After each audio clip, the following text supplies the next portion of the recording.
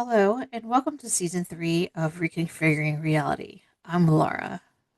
This year, we're interested in doing a second podcast with the Reconfiguring Reality name. So today, we'd like to do the first episode to get feedback from you, the listeners. So buckle up and let's go for a spin.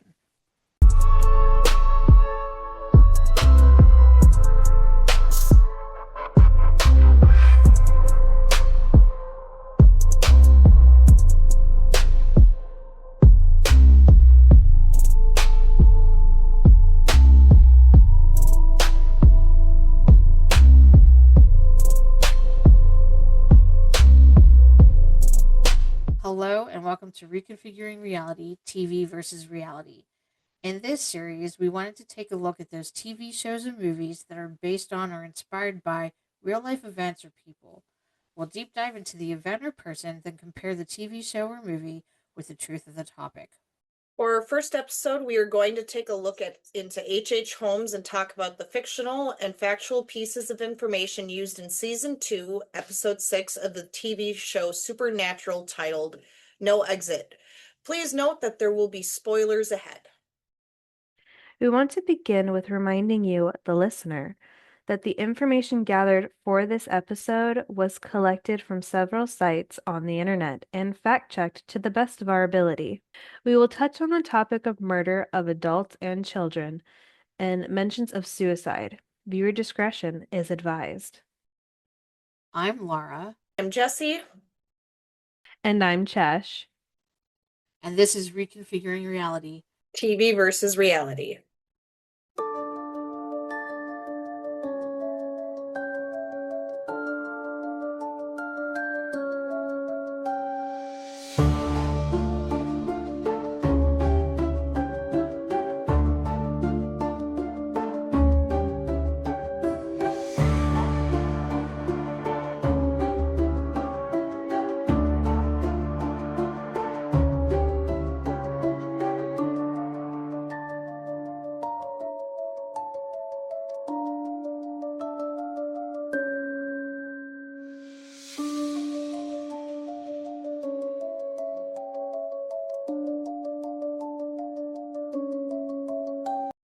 H. Holmes, born Herman Webster Mudgett, was a con artist and bigamist, as well as the first serial killer of America. Herman was born on May 16th, 1861 in Gilmanton, New Hampshire. He was the middle of 5 children born to Levi Horton Mudgett and Theodate Page Price. His parents were devout Methodists who were descended from the first English settlers in that area. Prior to marriage, his mother was a school teacher. His father at times worked as a farmer, a trader, and a house painter, and was reportedly a heavy drinker who was cruel to and often mistreated his family. Herman attended the Phillips Exeter Academy and Gilmington Academy, where he graduated with top honors at the age of 16. He faced a great deal of bullying because of his intelligence. One incident of note was when he was forced to stand in front of a human skeleton and put its hands on his face. Although this initially terrified him, he later described the experience as intriguing and claimed that it helped him overcome his fears.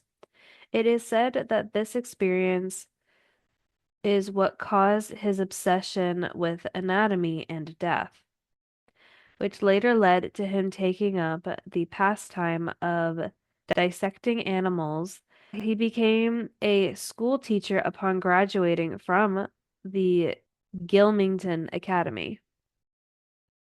On July 4th, 1878, at the age of 17, Herman married his first wife, Claire A. Lovering, in Alton, New Hampshire.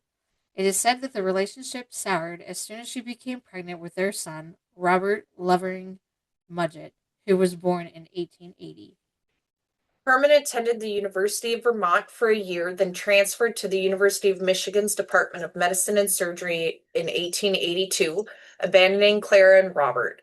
In 1895, Holmes' own story and autobiography, Holmes had written a passage in which he claimed that in 1881 he and a Canadian classmate had plotted to steal cadavers from their laboratory and passed them off as other people to collect insurance money. He claimed that the plan was centered around a certain local family, a man, a woman, and their young daughter, all of whom had been convinced to take out a life insurance policy. After the family had been convinced to leave town, he and his accomplice would present three mutilated bodies of about the right ages and appearances, collect the money, and split the profits.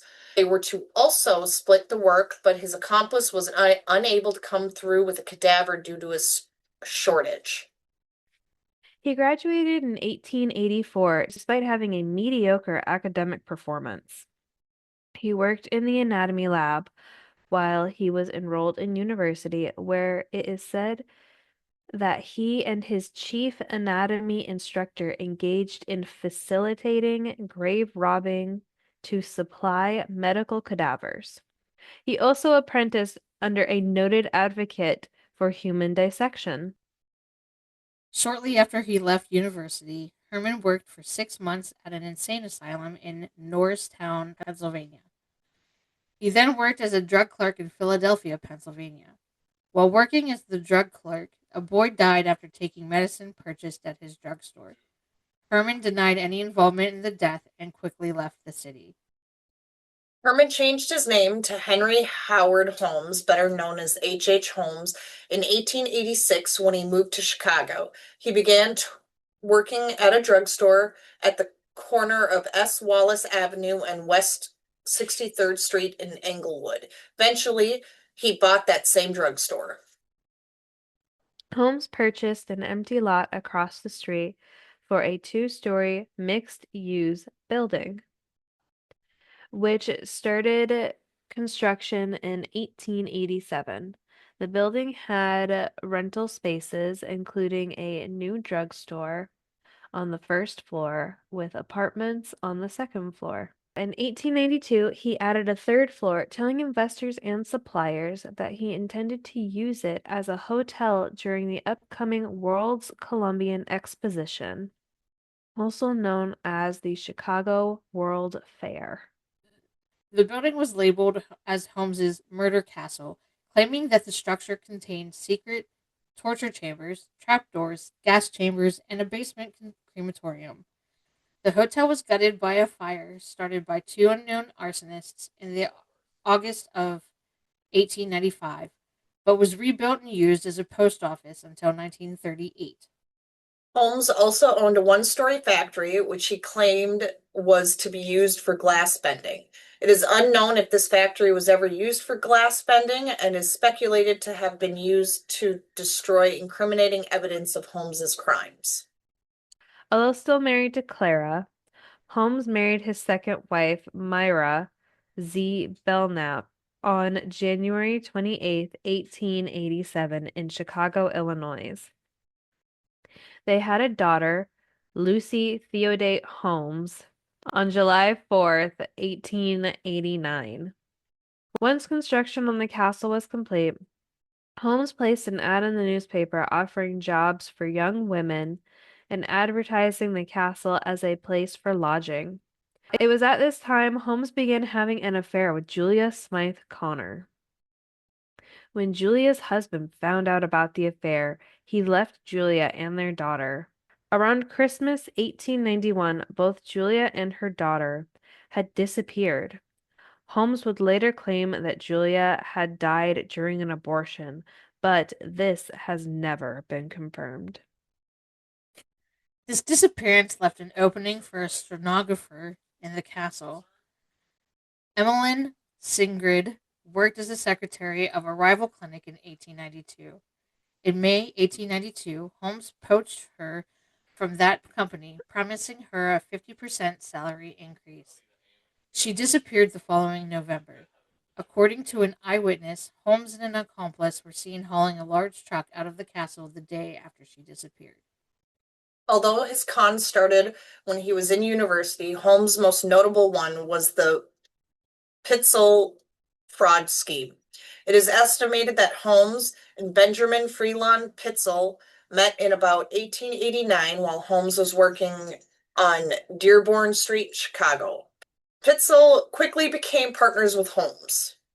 In May of 1893, Holmes presented himself and one-time actress Wilhelmina Minnie Williams as husband and wife in order to rent an apartment in Chicago, Illinois.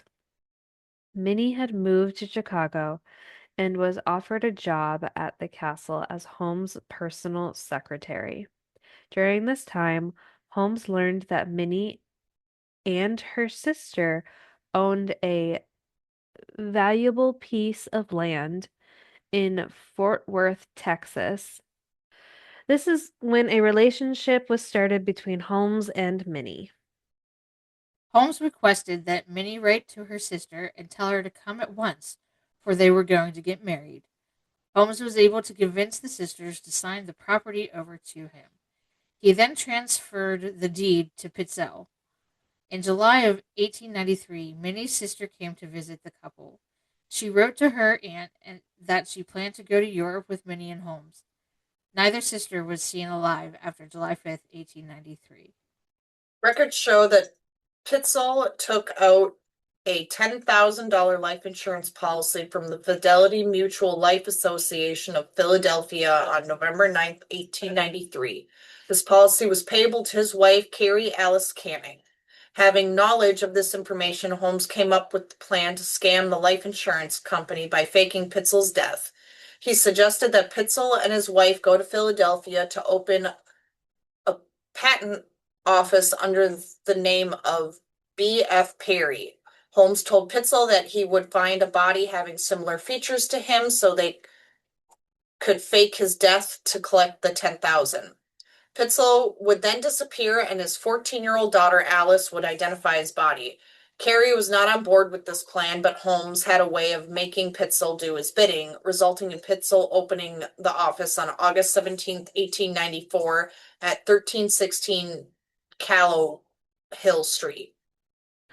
Holmes, going by Howard, went to St. Louis on June 15th, 1894, where he purchased and gave a mortgage on a drugstore. Shortly after this, he sold the property. On January 17th, 1894, Holmes married Georgiana Yoke in Denver, Colorado. He was still married to both Clara and Marta at this time. Before marrying Miss Yoke, Holmes traveled around the country under numerous aliases, engaging in various enterprises and scandals. On July 19th, 1894, Holmes was arrested and jailed on the charge of selling mortgaged goods in St. Louis, Missouri. It was while in jail that Holmes met Marion Hedgepeth, with whom he shared his plan to swindle the insurance company. Holmes promised Hedgepeth a $500 commission for the name of a lawyer with whom he could trust. The lawyer he suggested was J.D. Howe. Holmes was released on bail paid by his third wife, Georgina. Holmes proceeded to Philadelphia, where he met up with Pitzel, now going as Perry, and helped to open the patent office.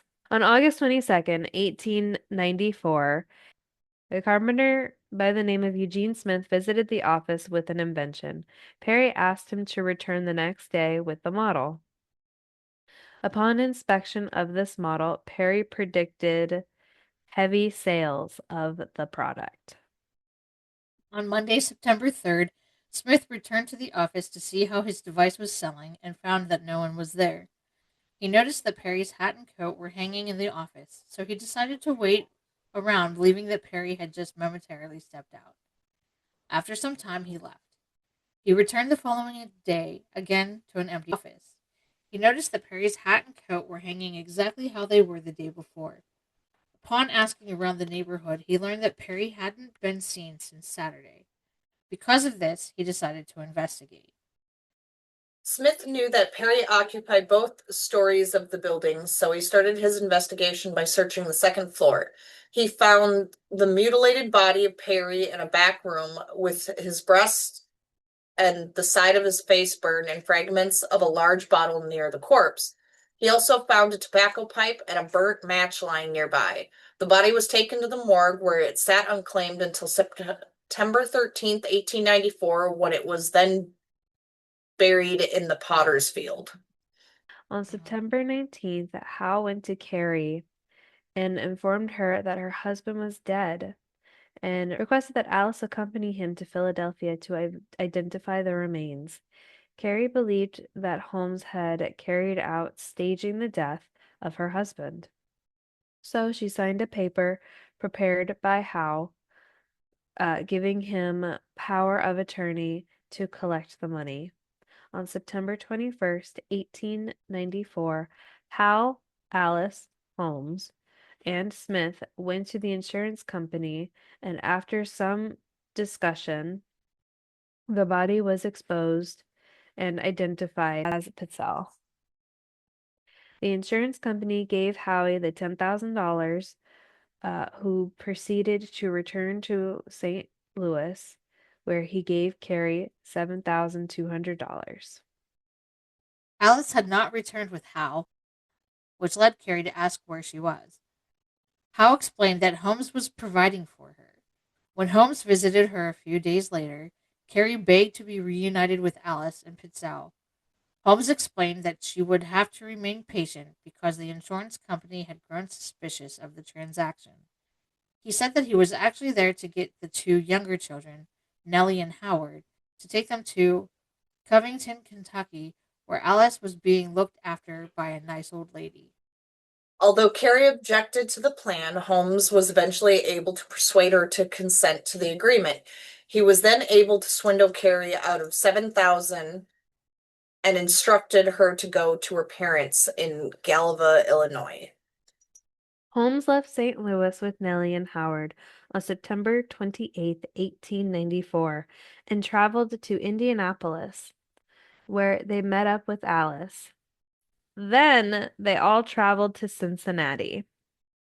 From there, the four of them traveled back to Indianapolis.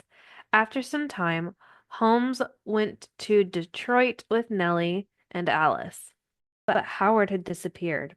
Holmes wrote to Carrie to bring Holmes wrote to Carrie to bring Desi and the baby Wharton to meet him, Pitzel, and the three other children in Detroit. However, when she arrived, Holmes claimed that she would have to wait just a little bit longer because of the investigation being made by the insurance company. On October 18th, 1894, Holmes traveled with Nellie and Alice to Toronto. He instructed Carrie to travel to Toronto on October 19th with Desi and Wharton.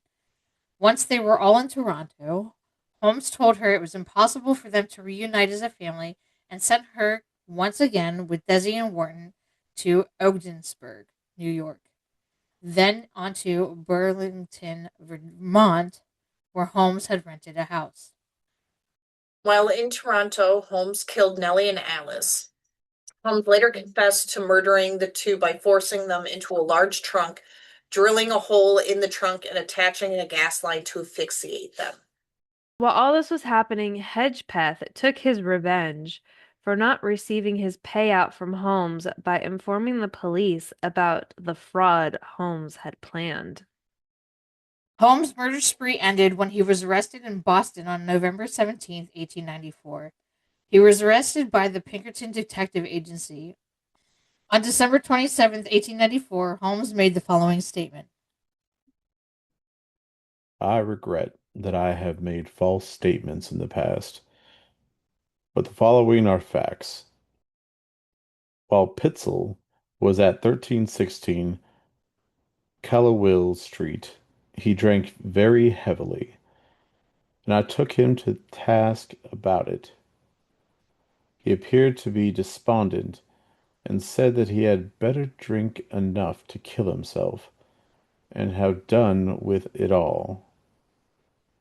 The next morning I visited his place, and using a key I entered the building.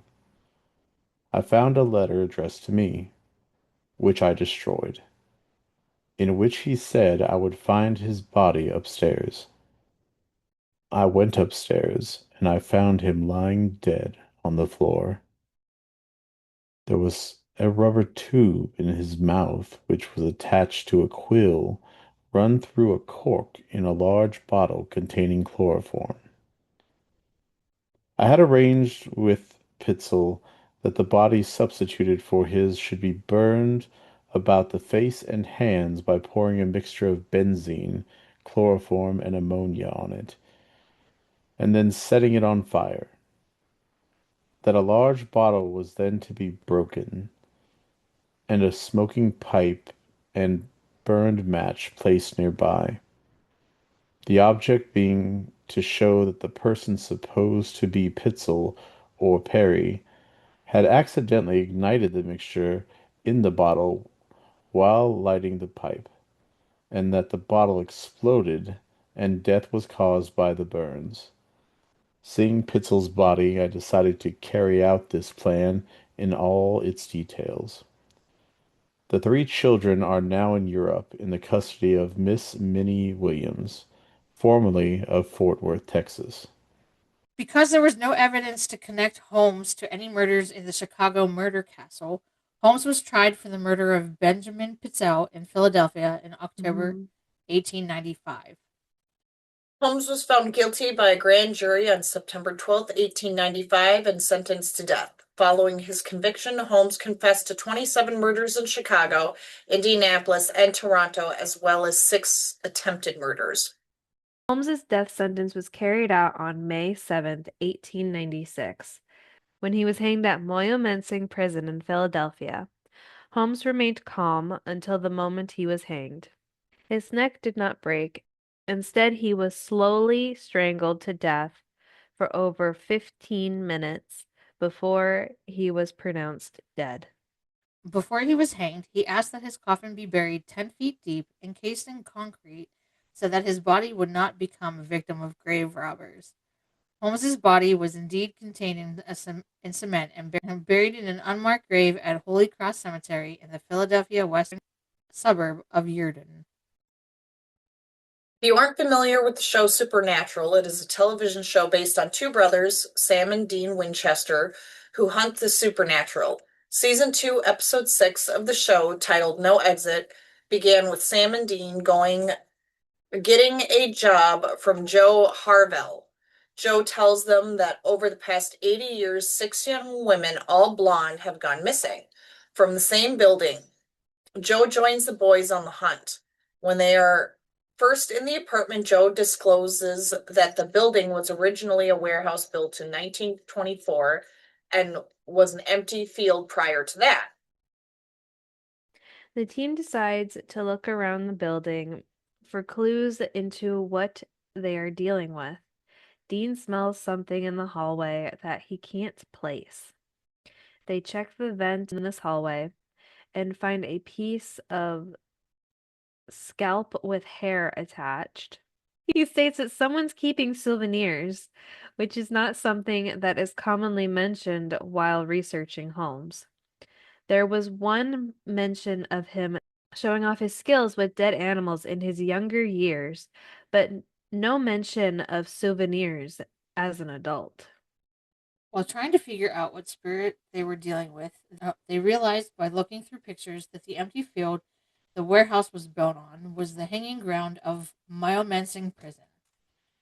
Joe stated that the prison was built in 1835 and torn down in 1963. This piece of information is not correct. The prison was in fact built in 1835, but it was demolished in 1968. Out of the 157 names on the list of prisoners executed on the lot the building was built on, Sam immediately picks up Herman Webster Mudgett. They begin to tell Joe all they know about him, like at his place, cops found human remains, bone fragments, and long locks of bloody blonde hair. Although the police did find bone fragments and clothing that they believed to belong to victims, there are no mentions of the hair they had found there being blonde. Sam did mention that Holmes built an apartment building in Chicago. They called it the Murder Castle. They proceeded to describe the castle as a death factory. And they stated that they had trapdoors, acid vats, quicklime pits, he built these secret chambers inside the walls. He'd lock his victims in, keep them alive for days. Some he'd suffocate, others he'd let starve to death. They also mentioned that Holmes killed people using chloroform, the smell in the hall that Dean couldn't place earlier. The State of Illinois Historical Newspaper Archive has no actual record of a hotel being built in the castle. In fact, according to Chicago civil case documents, while Holmes did build a third floor to function as a hotel, it was never actually functional as one. Before the hotel could open, the furniture was repossessed, leaving the third floor empty apart from his office and a large vault.